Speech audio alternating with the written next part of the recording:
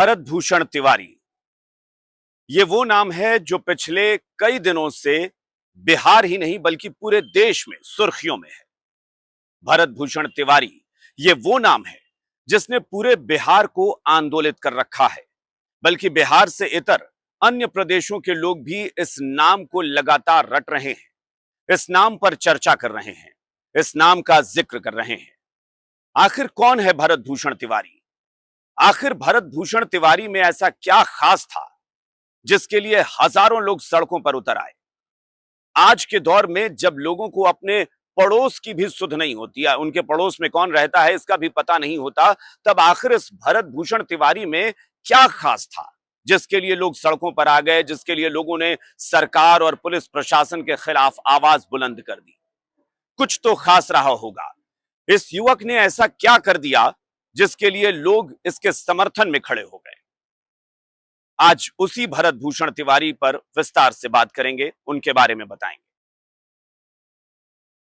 नमस्कार, मेरा नाम अभिषेक कात्यायन है और जी बिहार झारखंड के इस प्लेटफॉर्म पर आपका स्वागत है। भरत भूषण तिवारी, जिसे लोग भरत तिवारी के नाम से भी जानते हैं, भरत भी कहते हैं। आरा के बिलौटी गांव में इस भरत भूषण तिवारी नाम के युवक का जन्म होता है।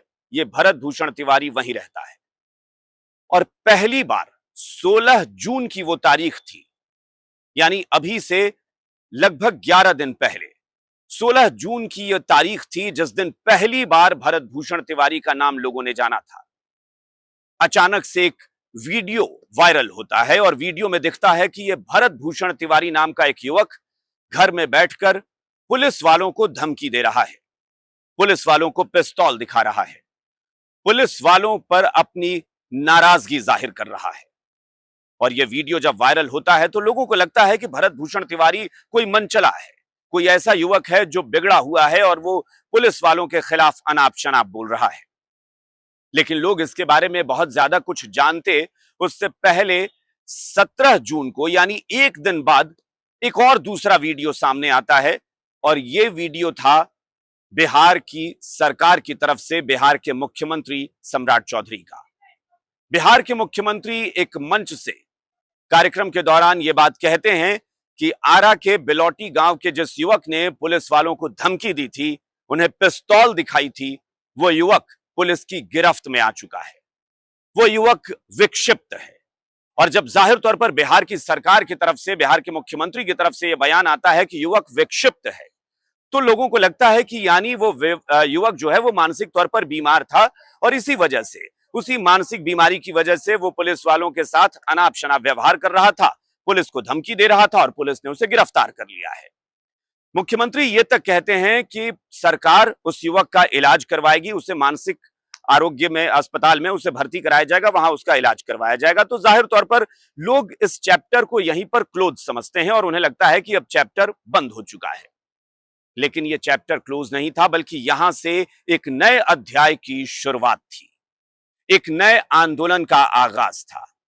क्योंकि जिस वक्त बिहार पुलिस और खासतौर पर भोजपुर पुलिस यह दावा कर रही थी कि भरत भूषण तिवारी एक विक्षिप्त था और मानसिक विक्षिप्तता में उसने पुलिस को बंदूक दिखाई थी, वो गिरफ्तार हो चुका है, पुलिस को लगा कि चैप्टर क्लोज है। लेकिन अचानक से उसके बारे में शाम होते होते, यानी 17 जून की शाम होते होते, कुछ और भी खबरें निकल कर आती हैं। पता चलता है कि वो युवक मानसिक तौर पर बीमार नहीं था, बल्कि वो सिस्टम से लड़ रहा था। वो इस सिस्टम से परेशान था, इस सिस्टम से निराश था, हताश था और इसी वजह से वो बहुत ज्यादा आक्रोशित हो गया था। भरत भूषण तिवारी दरअसल वहीं बगल के एक जवनिया गांव के कुछ लोग थे जो बाढ़ पीड़ित थे, बाढ़ में जिनका घर खत्म हो गया था, जिनके घर डूब गए थे, उनके लिए वो लड़ाई लड़ रहा था।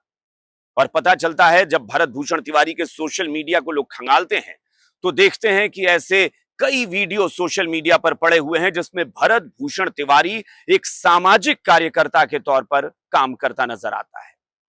पता चलता है कि यह युवक बहुत ज्यादा आक्रोश में पुलिस वालों के खिलाफ, सिस्टम के खिलाफ, सरकार के खिलाफ नाराजगी जाहिर करता था।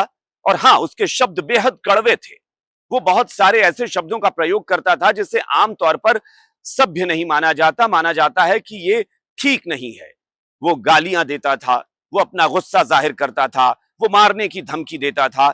लेकिन इसके साथ एक बहुत बड़ी चीज और जो थी वो ये कि वो धमकी जरूर देता था, गुस्सा जरूर जाहिर करता था, लेकिन आज तक उसके खिलाफ ऐसी कोई शिकायत नहीं थी कि ना ही उसने किसी की हत्या की कोशिश की, ना कभी उसने किसी पड़ोस में गांव में मारपीट की, ना डकैती का आरोप, ना छिनतई का आरोप, ना किसी के साथ छेड़खानी का आरोप। यानी इस तरह का कोई गंभीर आपराधिक मामला उसके खिलाफ था ही नहीं। फिर आखिर ऐसा क्या हो गया कि वो सिस्टम से इतना नाराज हो गया कि वो सरकार को, प्रशासन को, पुलिस को गालियां देने लगा? तो इसका कारण यही था कि वो सामाजिक कार्यकर्ता के तौर पर जब वो काम कर रहा था और उसे लग रहा था कि यह सिस्टम उसकी बात सुनने को तैयार नहीं है, सिस्टम उसकी बात समझने को तैयार नहीं है, प्रशासन में जो लोग बैठे हैं, पुलिस में जो लोग बैठे हैं, सरकार में जो लोग बैठे हैं, उसे सब लोग करप्ट नजर आ रहे थे। उसे ऐसा लगता था कि भ्रष्टाचार जो है उसमें आकंठ डूबे हुए हैं सारे लोग। क्योंकि जिन बाढ़ पीड़ितों की वो मदद करना चाहता था, उनके लिए वो प्रशासन से कई बार मिल चुका था, तमाम अधिकारियों से मुलाकात कर चुका था, उन्हें आवेदन देता रहा था। अब आप जरा समझिए, हम अपने घर की एक समस्या का समाधान चाहते हैं, अगर हम किसी सरकारी दफ्तर में परेशान होते हैं, सरकारी दफ्तर में किसी अधिकारी से मिलते हैं और हमारी बात नहीं सुनी जाती, तो हम खुद कितना परेशान होते हैं। यानी हम अपने एक काम को न होने पर नाराज हो जाते हैं और अपना गुस्सा जाहिर कर देते हैं। हमारा अगर एक काम नहीं होता है तो हमारे अंदर इतनी खीज, इतना आक्रोश भर जाता है कि ऐसा लगता है कि आखिर कैसे यह व्यवस्था बदल जाए। लेकिन भरत अपने लिए नहीं लड़ रहा था, भरत लड़ रहा था उन लोगों के लिए जिन्हें वो व्यक्तिगत तौर पर जिन्हें जानता नहीं था, जिनका उनसे कोई रिश्ता नहीं था, जो उसके रिश्तेदार नहीं थे। लेकिन फिर भी वो उनके लिए लड़ रहा था क्योंकि वो सामाजिक कार्यकर्ता था, वो समाज के लिए काम करना चाहता था। और ये एक दिन की बात नहीं थी, वो कई साल से लगातार इन लोगों के लिए काम कर रहा था, इनके लिए जूझ रहा था, इनकी मदद करता था। आर्थिक तौर पर उसका परिवार कोई बहुत ज्यादा संपन्न नहीं है, हाँ ठीक ठाक है, खाने पीने की कोई समस्या नहीं थी, लेकिन वो आर्थिक संपन्नता का बिल्कुल ऐसा नहीं है कि उसके सामने एक आवरण था और उस संपन्नता के तहत ये सब कुछ कर लेता। इसीलिए वो अपनी तरफ से जितनी मदद हो सकती थी वो कर रहा था, बाकी वो सरकार से मदद की उम्मीद कर रहा था, प्रशासन से उम्मीद कर रहा था और उसकी सुनी नहीं जा रही थी। इस वजह से यही वो मूल कारण है, यही वो जड़ है जहां से भरत तिवारी का गुस्सा, उसका आक्रोश समाज में दिखने लगा, यानी सोशल मीडिया पर दिखने लगा। और तभी भरत पुलिस की नजर में खटकने लगा, प्रशासन की नजर में खटकने लगा। और यही वो तस्वीर थी जो 16 जून को सामने आई थी, जब पुलिस उसके घर पहुंची थी और वो पुलिस वालों को धमकी दे रहा था। उसे लग रहा था कि पुलिस हमें दबाने की कोशिश कर रही है। उसका एक बैकग्राउंडर और यह पता चला कि उसके घर वाले बता रहे हैं कि दरअसल जगदीशपुर के जो एसडीएम थे, जगदीशपुर एसडीएम ने भरत तिवारी को धमकी दी थी। उन्होंने कहा था कि तुम अपनी आवाज बंद करो, तुम बोलना बंद करो, समस्याएं उठाना बंद करो, नहीं तो तुम्हारा अंजाम बुरा होगा। और यहीं भरत तिवारी डर जाता है, उसे लगता है कि शायद मेरे परिवार को या मेरी जान को खतरा हो सकता है। भरत के परिजन बता रहे हैं कि उसके बाद ही भरत ने अपने खुद गले में पहनने वाली सोने की चेन बेचकर एक पिस्तौल खरीद ली। हम ये बिल्कुल नहीं कहते कि भरत तिवारी ने जो किया वो सही था, लेकिन आप ये भी नहीं कह सकते कि भरत तिवारी कोई अपराधी था। भरत तिवारी को गलत रास्ता चुनने के लिए बाध्य किया गया, और बाध्य किया इस सिस्टम ने, अधिकारियों ने, जिन्होंने भरत तिवारी की जो आवाज थी उसको दबाने की कोशिश की और उसे धमकाने की कोशिश की। भरत तिवारी को लगा कि अपनी जान बचानी है तो कुछ अपनी सुरक्षा के लिए हथियार रखना पड़ेगा। उसने हथियार खरीद लिया, लेकिन उस हथियार का उसने प्रयोग कभी किसी पर जानलेवा हमले के लिए नहीं किया। पुलिस ने इसी मामले में भरत तिवारी को अपराधी साबित करने की कोशिश की और कहा कि उसके पास एक अवैध हथियार है, इसलिए उसकी गिरफ्तारी जरूरी है। लेकिन जिस दिन 16 जून को पुलिस अधिकारी उसके घर पहुंचते हैं, वो पुलिस वालों को धमकाता है, उन पर चीखता है, चिल्लाता है, लेकिन भरत तिवारी ने उन पर कोई हमला नहीं किया। वहां पर दर्जनों पुलिसकर्मी मौजूद थे। वो चाहते, पुलिस वालों को इस बात की ट्रेनिंग दी जाती है कि कैसे किसी को समझाकर मामले को ठंडा करना है। अगर पुलिस वालों की मंशा ठीक थी, उनकी नीयत सही थी, तो वो 16 जून को ही भरत तिवारी के साथ बातचीत करके उसे अपने नियंत्रण में कर सकते थे, उसे कब्जे में ले सकते थे। लेकिन पुलिस वाले वहां ठाठ से बैठे रहे। भरत तिवारी बगल में पिस्तौल लेकर बैठा था, लेकिन किसी ने भरत तिवारी को पकड़ा नहीं। यानी अधिकारियों को पता था कि वो पिस्तौल जरूर लिए हुए है, लेकिन वो जानलेवा हमला नहीं करेगा। यही वजह है कि अधिकारी वहां बड़े बेफिक्र होकर कुर्सी पर बैठे रहे। अधिकारी वहां से लौट जाते हैं और 17 जून को अचानक से पता चलता है कि भरत तिवारी का पुलिस ने एनकाउंटर किया है और उसे गिरफ्तार कर लिया है, यानी हाफ एनकाउंटर किया है। पुलिस बताती है कि हाफ एनकाउंटर हुआ है, उसके पैर में गोली मारी गई है, उसे गिरफ्तार किया गया है। लेकिन शाम होते होते खबर आती है कि भरत तिवारी की अस्पताल में मौत हो गई है। यहीं से सवाल उठने शुरू हो गए कि जिस भरत तिवारी को प्रशासन के लोग, पुलिस के लोग और सरकार के मुखिया विक्षिप्त बता रहे थे, उस भरत तिवारी के एनकाउंटर की जरूरत क्यों पड़ी? पुलिस ने कहा कि भरत तिवारी ने पुलिस पर गोलियां चलाई और जानलेवा हमला किया। जवाबी कार्रवाई में पुलिस को गोली चलानी पड़ी। लेकिन यहां कहानी कुछ और थी जो उसके बाद सामने आई। 17 जून की शाम होते होते भरत तिवारी के कुछ और वीडियो सोशल मीडिया पर वायरल होने लगे और एक वीडियो ऐसा दिखता है जिसने बिहार पुलिस को बेपर्दा कर दिया, सिस्टम को नंगा कर दिया। पता चलता है कि भरत तिवारी जिस वक्त सरेंडर करने जा रहा था, मैं फिर इस बात को दोहराता हूं, भरत तिवारी सरेंडर करने जा रहा था, यानी आत्मसमर्पण करने जा रहा था, उस वक्त भी वो फेसबुक पर लाइव था, सोशल मीडिया पर वो लाइव वीडियो बना रहा था। और उस वीडियो के दौरान भरत तिवारी ने अपनी पिस्तौल पुलिस वालों की तरफ फेंक दी। उसने कहा कि लीजिए, मैं अपना हथियार डालता हूं, आप मुझ पर भरोसा कीजिए, मैं आप पर भरोसा करता हूं और मैं उम्मीद करता हूं कि जो मैं आवाज उठा रहा हूं, जो मैं शिकायत कर रहा हूं, उसका समाधान होगा। यह कहते हुए भरत तिवारी ने अपनी पिस्तौल फेंक दी और पुलिसकर्मी, पुलिस वाले उस पिस्तौल को उठाते हुए नजर आ रहे हैं। अब आप जरा समझिए कि जिस शख्स ने अपनी पिस्तौल फेंक दी, पुलिस वाले उस पिस्तौल को उठा लेते हैं, फिर ऐसा क्या होता है कि भरत तिवारी पर गोलियां बरसा दी जाती हैं? फिर ऐसा क्या होता है कि भरत तिवारी का एनकाउंटर कर दिया जाता है, कथित एनकाउंटर किया जाता है, क्योंकि ये पुलिस वाले कह रहे हैं कि वो एनकाउंटर था। एनकाउंटर का मतलब होता है मुठभेड़। मुठभेड़ में दोनों तरफ से गोलियां चलती हैं, मारपीट होती है, लेकिन भरत तिवारी तो हथियार फेंक चुका था।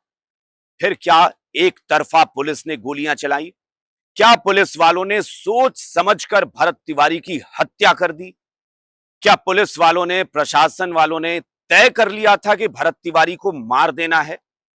ये सवाल अब तक अनसुलझे हैं, इनका जवाब नहीं मिला है। लेकिन इनका जवाब जब आप तलाशने के लिए आगे बढ़ेंगे तो थोड़ा और आगे बढ़िए। 17 जून के बाद 18 जून से वीडियो वायरल होने शुरू होते हैं।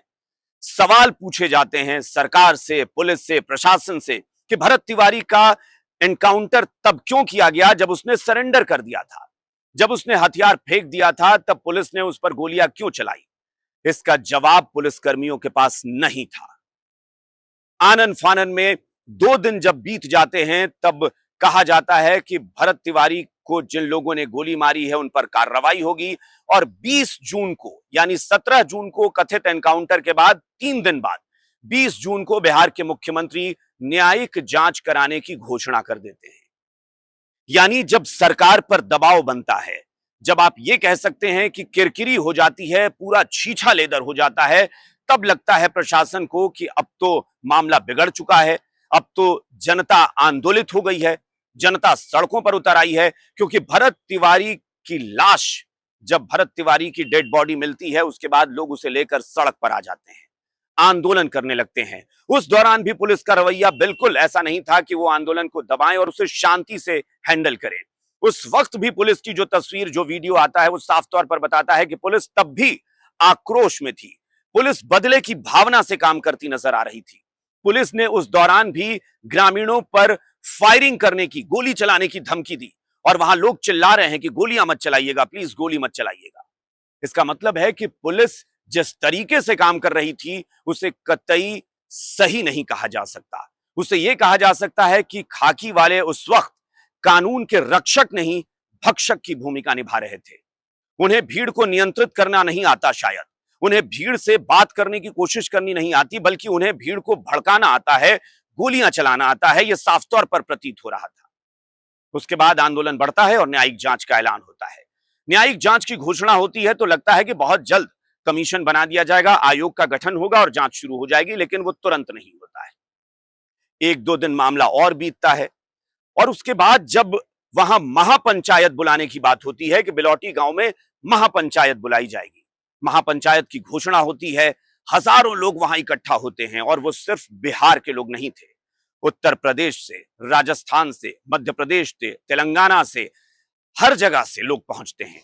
अलग अलग प्रदेशों से लोग आते हैं और सारे लोग एक सुर में कहते हैं कि भरत तिवारी के साथ गलत हुआ। सारे लोग कहते हैं कि भरत तिवारी का एनकाउंटर नहीं हुआ है, भरत तिवारी की हत्या हुई है। अब सवाल यह उठता है कि यह हत्या क्यों हुई? क्या वाकई प्रशासन में बैठे किसी बड़े अधिकारी ने ऑर्डर किया था कि गोली मार दी जाए, या सरकार में बैठे लोगों ने सोचा कि भाई बदनामी हो रही है कि कोई भरत तिवारी कैसे पुलिस वालों को बंदूक दिखा रहा है, इसलिए गोली मार दो। आखिर किसी ने तो आदेश किया होगा, किसी ने तो ऑर्डर पास किया होगा, लेकिन इस बारे में जवाब किसी के पास नहीं था। लेकिन जब महापंचायत होती है उसके बाद आनन फानन में एक और फैसला होता है और भरत तिवारी की मां आशा देवी ने जो आवेदन दिया था कि आरोपी पुलिसकर्मियों पर हत्या का मामला दर्ज हो, आशा देवी भरत तिवारी की मां है जो रोते हुए बार बार कह रही हैं कि भरत तिवारी के साथ जो हुआ है उसका सही मायने में दोषी अगर कोई एक शख्स है सबसे पहले तो वो जगदीशपुर के एसडीएम हैं। वो कहते हैं कि जगदीशपुर के एसडीएम ने भरत को उकसाया था, उन्होंने धमकी दी थी और इसी वजह से भरत तिवारी डर कर हथियार खरीदता है और इसी वजह से भरत तिवारी की हत्या की जाती है, क्योंकि जगदीशपुर एसडीएम के करप्शन का कच्चा चिट्ठा भरत तिवारी खोलने वाला था, ऐसा दावा भरत तिवारी की मां करती है। उसके बाद पुलिस पर हत्या का मुकदमा दर्ज होता है। जिन आरोपी पुलिसकर्मियों ने इस हत्या को अंजाम दिया था, कथित एनकाउंटर को अंजाम दिया था, उन पर एफआईआर दर्ज होती है मर्डर के चार्ज में। अब जब यह मामला दर्ज हो जाता है तब लोगों को फिर एक कदम और बढ़ने की उम्मीद होती है। लोगों को लगता है कि अब हत्या का मामला दर्ज हो गया तो जाहिर तौर पर पुलिस वालों की गिरफ्तारी होगी। लेकिन 4 दिन बीत जाते हैं और पुलिसकर्मियों के खिलाफ गिरफ्तारी का वारंट जारी नहीं होता, उन्हें अरेस्ट नहीं किया जाता है, किसी भी पदाधिकारी को सलाखों के पीछे नहीं भेजा जाता है। सवाल वहीं पर सरकार की, प्रशासन की नीयत पर उठते हैं कि क्या वाकई ये निष्पक्ष जांच की वकालत कर रहे हैं? क्या वाकई चाहते हैं लोग कि निष्पक्ष जांच हो और भरत तिवारी और उसके परिजनों को इंसाफ मिले? तो इसका जवाब लोगों के जहन में तो यही है कि शायद नहीं। लोगों को लगता है कि नहीं, निष्पक्ष जांच नहीं होगी, इंसाफ नहीं मिलेगा, क्योंकि अगर इंसाफ देना होता तो अब तक वो वर्दी वाले, वो खाकी वाले सलाखों के पीछे होते। क्या बिहार के किसी आम नागरिक के खिलाफ हत्या का मुकदमा दर्ज हो जाए तो उसे खुला छोड़ा जाएगा? क्या उसे गिरफ्तार पुलिस नहीं करेगी? क्या उसे घर में तब तक रहने की छूट दी जाएगी जब तक वो दोषी सिद्ध ना हो जाए? ये एक ऐसा सवाल है जिसका जवाब कोई नहीं दे रहा, क्योंकि बिहार में ही नहीं देश में यह कानून है कि अगर हत्या का मामला, हत्या का मुकदमा दर्ज होता है तो उसकी गिरफ्तारी होती है। लेकिन इन पुलिसकर्मियों की गिरफ्तारी नहीं होती है और वो छुट्टे आज भी घूम रहे हैं। ऐसे में नीयत पर सवाल उठना लाजमी है। खैर, कैबिनेट की मीटिंग होती है और उसमें न्यायिक जांच आयोग का ऐलान हो जाता है, आयोग का गठन करने का ऐलान हो जाता है। रिटायर्ड जस्टिस उसका नेतृत्व कर रहे होते हैं। रिटायर्ड जस्टिस भरत तिवारी के गांव पहुंचते हैं। लेकिन यहां भी एक बड़ा गंभीर मामला है। 25 जून को न्यायिक जांच के तहत जो रिटायर्ड जस्टिस हैं वो भरत तिवारी के परिजनों से मिलने पहुंचते हैं। लेकिन 25 जून से ठीक एक दिन पहले 24 जून को एक और नया घटनाक्रम होता है। इस घटना में एक नया मोड़ आता है। वो मोड़ ये आता है कि 17 जून को जो कथित एनकाउंटर हुआ है उसके बाद 7 दिन तक जब पूरा बिहार आंदोलित है, सारे लोग सड़कों पर उतरे हुए हैं, तब भी किसी भी बड़े पुलिस अधिकारी ने भरत तिवारी के घर जाना मुनासिब नहीं समझा। लेकिन अचानक से जब न्यायिक जांच आयोग का गठन हो जाता है तब उससे ठीक एक दिन पहले भरत तिवारी के घर रात के 11 बजे के बाद भोजपुर के एसपी पहुंचते हैं, यानी जिला पुलिस कप्तान पहुंचते हैं। उनका नाम है राज। तो राज साहब पहुंचते हैं 7 दिन बाद रात के 11 बजे के बाद। अब जरा सोचिए, कोई पुलिस अधिकारी किसी भी परिवार से मिलने, किसी के घर जाने के लिए रात का वक्त क्यों चुनेगा? आखिर उनकी मंशा क्या थी? आखिर देर रात भरत तिवारी के घर जाने का मकसद क्या था? यह बड़ा गंभीर सवाल है, लेकिन इसका जवाब अधिकारी तो नहीं दे रहे। लेकिन इसका जवाब दिया भरत तिवारी के परिजनों ने, भरत तिवारी की मां ने, भरत तिवारी के भाई चंदन तिवारी ने। भरत तिवारी की मां का कहना है कि भोजपुर एसपी रात में पहुंचते हैं, उनके साथ कोई महिला पुलिसकर्मी नहीं होती है। वो एक बड़े पुलिस दल बल के साथ पहुंचते हैं, लेकिन उसमें कोई महिला पुलिसकर्मी नहीं होती है, जबकि यह नियम है, यह कानून है कि अगर आप देर रात किसी परिवार के पास जाते हैं, यानी किसी के घर जाते हैं जिसमें वहां महिलाएं भी हैं, तो आप किसी महिला पुलिसकर्मी को भी लेकर जाएंगे, लेकिन ऐसा नहीं होता है। भोजपुर के एसपी दल बल के साथ पहुंचते हैं, घर में आते हैं, कहते हैं कि मैं बात करने आया हूं। लेकिन बात क्या करनी थी? भरत तिवारी की मां कह रही हैं कि दरअसल वो भरत तिवारी के छोटे भाई चंदन तिवारी को पहले एक तरफ अकेले में बुलाते हैं। चंदन तिवारी कह रहे हैं कि भोजपुर एसपी मुझे एक तरफ ले जाते हैं और कहते हैं कि इस मामले को अब यहीं खत्म कर दो, इस मामले को रफा दफा करो, मीडियाबाजी मत करो, अब इस मामले पर बोलना बंद करो, वरना वो तुम्हारे साथ भी हो सकता है जो तुम्हारे भाई के साथ हुआ है। ये भरत के छोटे भाई चंदन तिवारी का कहना है कि रात के 11 बजे वो हमारे घर आते हैं और मेरी ही मां और मेरे पिता के सामने मुझे कहते हैं कि तुम अकेले में आओ, मुझे तुमसे बात करनी है। और अकेले में ले जाकर वो कहते हैं कि मामले को रफा दफा कर दो, जुबान बंद करो, मीडियाबाजी खत्म करो, वरना तुम्हारे साथ वही हो सकता है जो तुम्हारे भाई के साथ हुआ। फिर वो सबके सामने आते हैं और भरत की मां के सामने भी यही बात कहते हैं कि अब आप लोग इस मामले को खत्म करिए, आपका बेटा अपराधी था इसलिए हमने उसे गोली मार दी, मामला यहीं खत्म कीजिए। अब भरत तिवारी के परिजन कह रहे हैं कि एसपी साहब कौन होते हैं ये कहने वाले कि मामला खत्म कीजिए? अगर अगले दिन उन्हें पता था कि न्यायिक जांच आयोग की टीम पहुंचने वाली है, तो उससे एक दिन पहले क्या वो जुबान बंद करने की धमकी देने आए थे? क्या वो यही धमकी देने आए थे कि अब मीडियाबाजी बंद करो, जुबान बंद करो, वरना तुम्हारे साथ वही होगा जो तुम्हारे भाई के साथ हुआ था? ये अपने आप में एक बड़ा सवाल है। और न्यायिक जांच आयोग की टीम जब पहुंचती है, जांच आयोग जब वहां पहुंचता है, रिटायर्ड जस्टिस वहां पहुंचते हैं, तो भरत तिवारी के भाई चंदन तिवारी पुलिस वालों के सामने, क्योंकि पुलिस कप्तान एसपी साहब भी पहुंचे थे वहां, और उनके सामने वो कहते हैं रिटायर्ड जज से कि हम चाहते हैं कि एसपी साहब के मोबाइल फोन को भी जब्त किया जाए और इनके फोन की भी जांच की जाए। अब आप समझिए कि एसपी साहब के सामने भरत तिवारी के परिजन ये बात जब कहते हैं, तो इसके पीछे क्या कोई कारण नहीं होगा? क्या इसके पीछे कोई ठोस वजह नहीं होगी? बिना किसी वजह के पुलिस कप्तान साहब के बारे में उनके सामने ये कैसे कह देगा कोई? तो उसके बावजूद भरत तिवारी के परिजनों के कहने पर भी पुलिस कप्तान साहब का फोन जब्त नहीं होता है।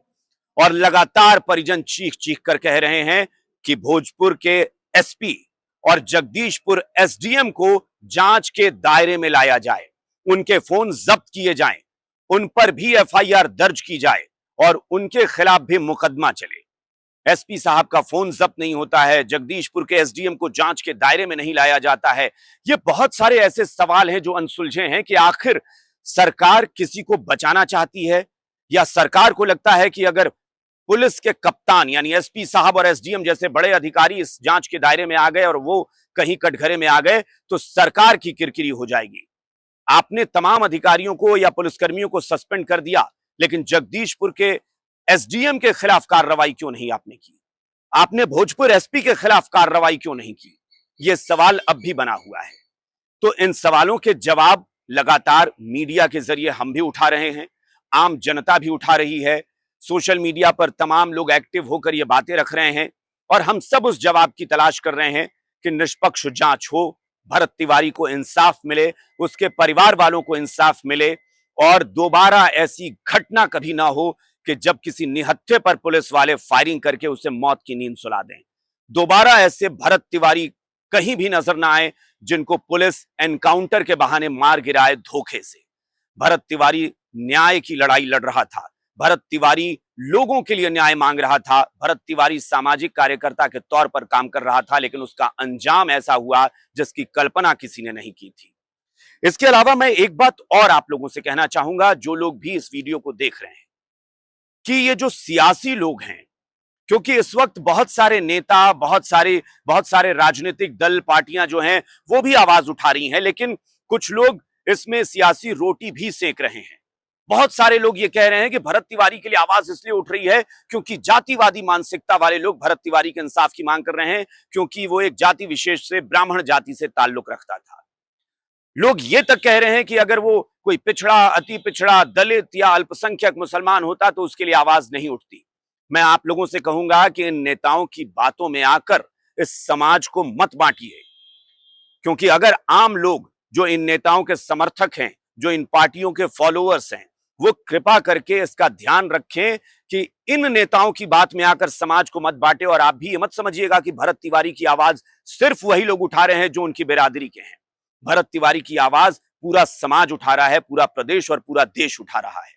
आपको भी इस बारे में सोचना चाहिए। यह जाति की लड़ाई नहीं है, यह लड़ाई न्याय की है। भरत तिवारी को इंसाफ मिलना चाहिए। भरत तिवारी के एनकाउंटर, कथित एनकाउंटर का सच सामने आना चाहिए। और आपको यह समझना पड़ेगा कि अगर इससे पहले, जो लोग ये कह रहे हैं कि इससे पहले पिछड़े, अति पिछड़े या किसी मुसलमान का एनकाउंटर हुआ तो आवाज क्यों नहीं उठी, तो मैं सिर्फ इतना कहूंगा कि याद रखिएगा, इससे पहले जो भी एनकाउंटर हुआ है उसमें ऐसा कोई वीडियो सामने नहीं आया था। जरा सोचिए आप लोग खुद। आप अगर खुद समझदार हैं तो आप खुद सोच सकते हैं कि अगर भरत तिवारी का भी ये लाइव वीडियो नहीं आया होता तो शायद इस पर भी आवाज नहीं उठती। और वो इसलिए नहीं उठती कि जो आम लोग हैं, जो लोग कानून को मानते हैं, जो प्रशासन को मानते हैं, जो पुलिस की इज्जत करते हैं, वो यही मानते हैं कि अगर पुलिस कुछ कह रही है, सरकार कुछ कह रही है तो वो सही कह रही होगी। यानी हम बिना प्रमाण के पुलिस पर या सरकार पर सवाल नहीं उठाते। आम लोग कभी नहीं उठाते। उन्हें लगता है कि भाई ये तो कानून अपना काम कर रहा है। लेकिन अगर कोई वीडियो ऐसा जब सामने आ जाता है तब जाकर पता चलता है कि कानून की आड़ में क्या हो रहा है। तो भरत तिवारी से पहले जिन लोगों का भी एनकाउंटर किया गया या हाफ एनकाउंटर किया गया, अगर उनका कोई ऐसा वीडियो सामने आता तो जाहिर तौर पर आवाज तब भी उठती। इसलिए ऐसा कहना कि ये किसी जाति विशेष के लिए आवाज उठ रही है, ये नेताओं की सिर्फ समाज को बांटने की साजिश है।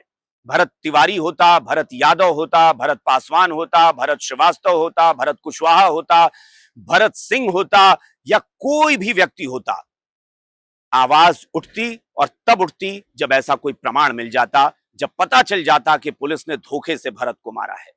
तो इसलिए अगर भरत तिवारी के इंसाफ की आवाज उठेगी, भरत तिवारी को न्याय मिलेगा, तो वो सिर्फ भरत को नहीं मिलेगा बल्कि शायद कोई भी सरकार, कोई भी प्रशासन, कोई भी पुलिस आगे से डरेगी कि ऐसी कोई करतूत नहीं करनी, ऐसी कोई साजिश नहीं करनी जो पुलिस को बेपर्दा कर दे और प्रशासन की पोल पट्टी खोल दे।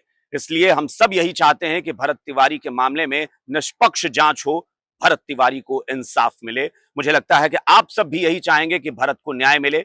हम अपनी आवाज उठा रहे हैं, आप भी अपनी आवाज उठाइए और कोशिश कीजिए कि आरोपी जो हैं वो अगर दोषी हैं सही मायने में, तो उन्हें ऐसी सजा मिले कि फिर वो एक नजीर बन जाए, वो एक मिसाल बन जाए। और एक बात और, सरकार को, प्रशासन को जरूर इस वीडियो के माध्यम से मैं कहना चाहूंगा कि कार्रवाई सिर्फ सस्पेंशन नहीं होती। किसी को सस्पेंड कर देना कार्रवाई नहीं होती। कार्रवाई ईमानदारी से तब होती है जब हत्या का मुकदमा दर्ज हुआ है तो उनकी तत्काल गिरफ्तारी हो। अगर आप गिरफ्तार नहीं कर रहे हैं, इसका मतलब है कि आप उन्हें सबूत मिटाने का मौका दे रहे हैं, उन्हें नई साजिश करने का मौका दे रहे हैं। और अगर आप ऐसा कर रहे हैं तो आप भी कटघरे में हैं। प्रशासन हो, पुलिस हो या सरकार हो, सब कटघरे में है। तो जांच होनी चाहिए और निष्पक्ष जांच के तहत इंसाफ मिलना चाहिए। तो फिलहाल मैं उम्मीद करता हूं कि आप सब भी अपनी आवाज बुलंद रखेंगे। समाज में आसपास अगर किसी के साथ अन्याय हो रहा है तो आवाज उठाने से आप पीछे नहीं हटेंगे। फिलहाल इजाजत दीजिए। नमस्कार।